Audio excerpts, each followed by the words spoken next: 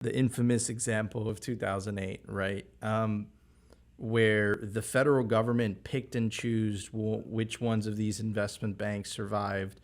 In the case of, the recent, what just happened with the Bank of England, Lawrence, correct me if I'm wrong, but that doesn't sound like capitalism to me It's not even close. whatsoever. It's not even close to capitalism. I mean, this is crony capitalism. This is state capitalism. Yeah, thanks for thinking of Lloyd Blankfein. Sadly, at my age, sometimes you forget obvious shit. But yeah, he's the guy who ran Goldman Sachs. Yeah, no, it's not anything close to capitalism. It's completely unfair, and what it speaks to is why we in the sound money movement all need to educate as many people as we possibly can that the only solution to this problem is to end the Fed. I mean, we should not have a Federal Reserve. The notion of having a group of people sitting in Washington, I think they've got 40,000 employees and hundreds of PhDs on their staff telling us what the price of money should be, that's ridiculous. I mean, when I was younger, the Soviets used to set the price of grain, because it was a communist system, and that's what they did.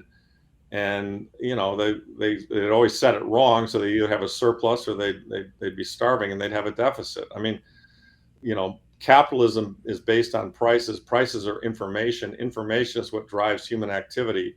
And if human activity is not correct, if you don't have the right price information, you're going to make the wrong decisions. And we've been making so many wrong decisions for so long that nobody really knows what the price of anything is today, what the real true price of anything is today.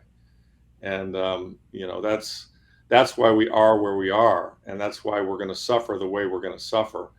And before this is over, I mean, Jay Powell and Bernanke and all these Fed chairs, even Greenspan. I mean, these guys are going to be in the history books, right there with John Law, who ran the Mississippi bubble back in France in the 1700s. And so, they broke the system.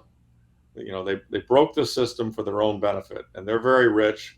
And the average person's working, the average person's purchasing power wages since 1971 have not kept up with the increases in productivity. And we should all be working 30-hour weeks and living better than our parents did in the 60s and 70s. And in fact, you have to have two people working to support a household. I mean, one of the reasons I think the employment numbers are as good as they are is people are hurting so bad they've had to take extra jobs. I know people working 2 and 3 jobs just to cover their costs. I mean, I just got an electrical bill that was 65% higher than my electrical bill for the same month last year.